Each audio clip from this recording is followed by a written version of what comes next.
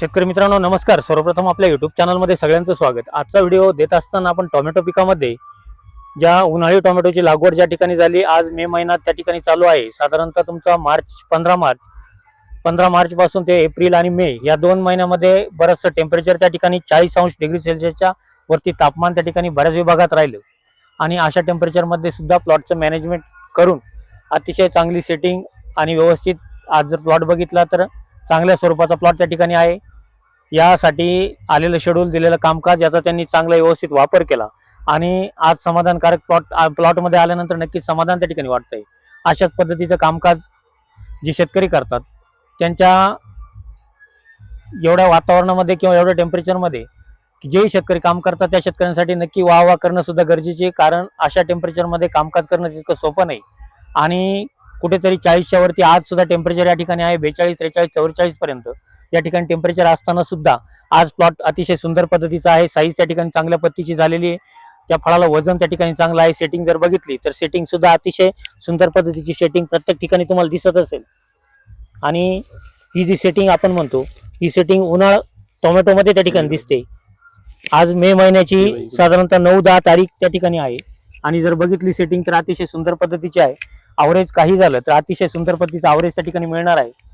एकरी काही झालं तर 2000 कॅरेट नक्कीच त्या ठिकाणी मिळून जातील आणि अशा वातावरणामध्ये कामकाज केल्यानंतर शेतकऱ्यांचं समाधान सुद्धा तितकंच महत्त्वाचं आहे।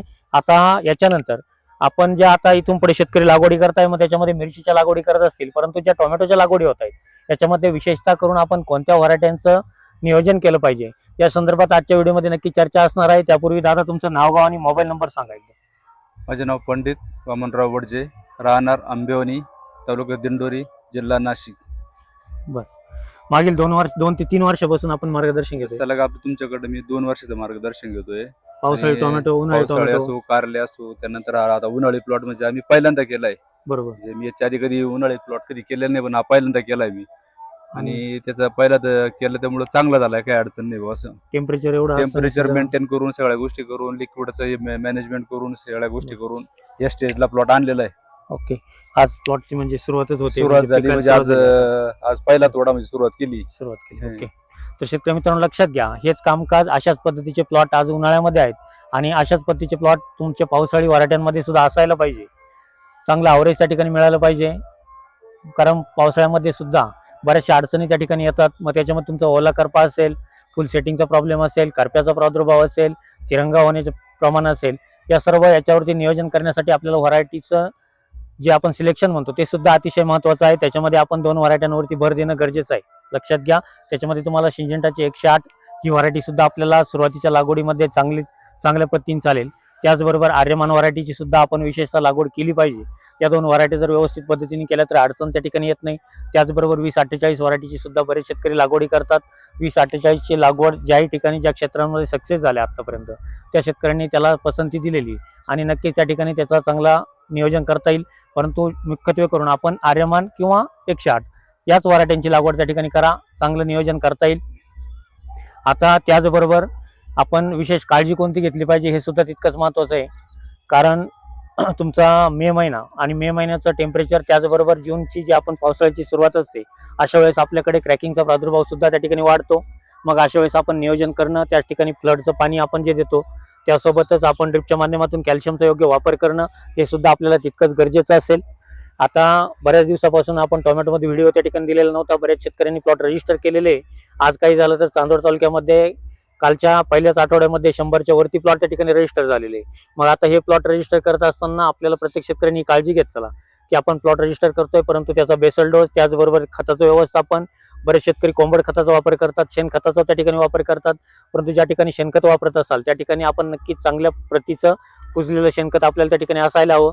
ते पूर्ण मातीमध्ये मिक्स आपण त्या ठिकाणी केलं पाहिजे आणि त्याच्यानंतर आपण बेड त्या ठिकाणी तयार केले पाहिजे, जेणेकरून शेणखताचं टेम्परेचर वाढून आपल्याला कुठे डम्पिंगचा वगैरे प्रादुर्भाव होणार नाही आणि जळी पडण्याचा प्रादुर्भाव त्या ठिकाणी होणार नाही। कारण तो जूनच्या एक साधारणतः 4-5 तारखेच्या अगोदरच्या जेवढ्या पण लागवडी असतील अशा लागवडींमध्ये शक्यतो मर वाढणं त्याचबरोबर जळी पडणं याचा प्रादुर्भाव त्या ठिकाणी वाढतो, असं व्हायला नको।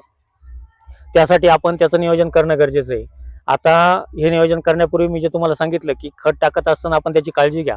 त्यानंतर ज्याही ठिकाणी गव्हाच्या म्हणजे ज्या ठिकाणी गहू केलेला होता त्या गव्हाच्या क्षेत्रामध्ये आपण ते पूर्ण त्याचं वाला जे पाचट असेल ते पूर्ण जाळून आपण त्या ठिकाणी त्याची व्यवस्थापन करून नियोजन आपण त्या ठिकाणी करणं गरजेचं आहे, जेणेकरून आपल्या मातीमध्ये ते चिपट मिक्स होऊन त्याचा प्रादुर्भाव व्हायला नको, की जेणेकरून त्याच्यामुळे टेम्परेचर तयार होऊन नक्कीच मुळीला त्या ठिकाणी अडचण यायला नको, व्हायरसचा प्रादुर्भाव वाढायला नको.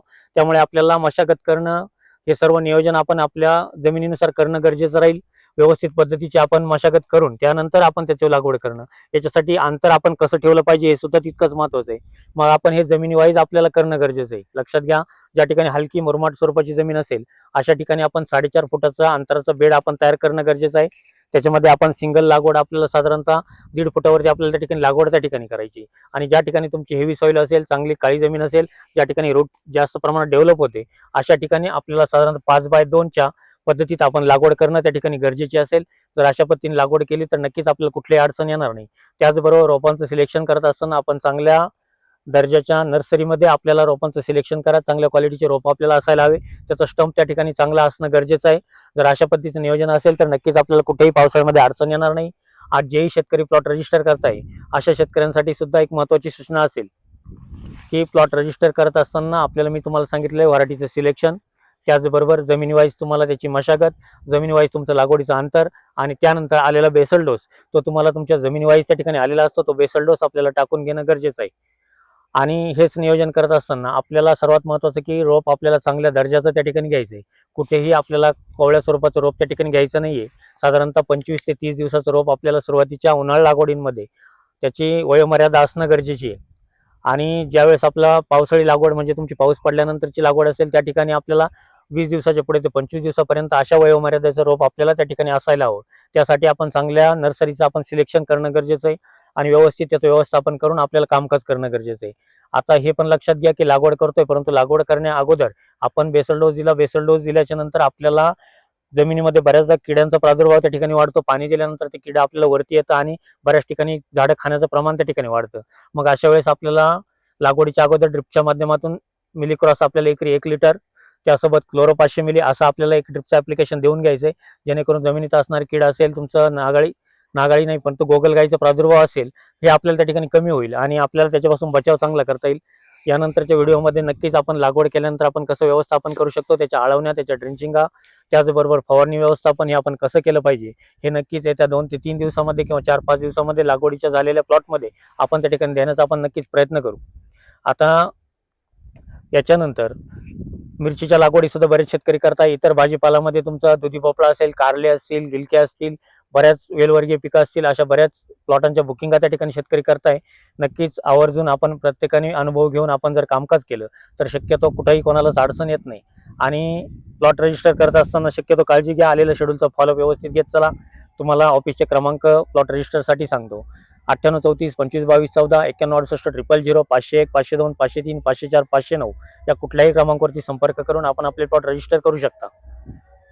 आणि प्लॉट रजिस्टर करत असताना प्रत्येक शेतकऱ्याने आपली जमिनी वाईज माहिती ज्या विचारल्यानंतर आपण ती देणं गरजेची आहे, कारण त्याच्यानुसार आपल्याला बेसल डोस त्या ठिकाणी येत असतो. आणि हे जे आपण व्हिडिओ देतो की याच्यामध्ये योग्य ती माहिती आपण देण्याचा त्या ठिकाणी प्रयत्न करतो. आता एक बेसल डोसचा व्हिडिओ आपल्या वेगळा असेल, त्याचबरोबर ड्रिंचिंगाचा व्हिडिओ वेगळा असेल. हे व्हिडिओ नक्कीच आपल्या चॅनलला असतील, इंस्टाग्रामला असतील, त्याचबरोबर फेसबुक पेजला असतील, नक्कीच येणार आहेत. त्यासाठी आपण नक्कीच कोणी फेसबुक पेजला नवीन असेल किंवा यूट्यूब चॅनलला नवीन असेल तर नक्कीच चॅनलला सबस्क्राईब करून घ्या. व्हिडिओ आवडत असेल तर लाईक करा, शेअर करायला विसरू नका. धन्यवाद.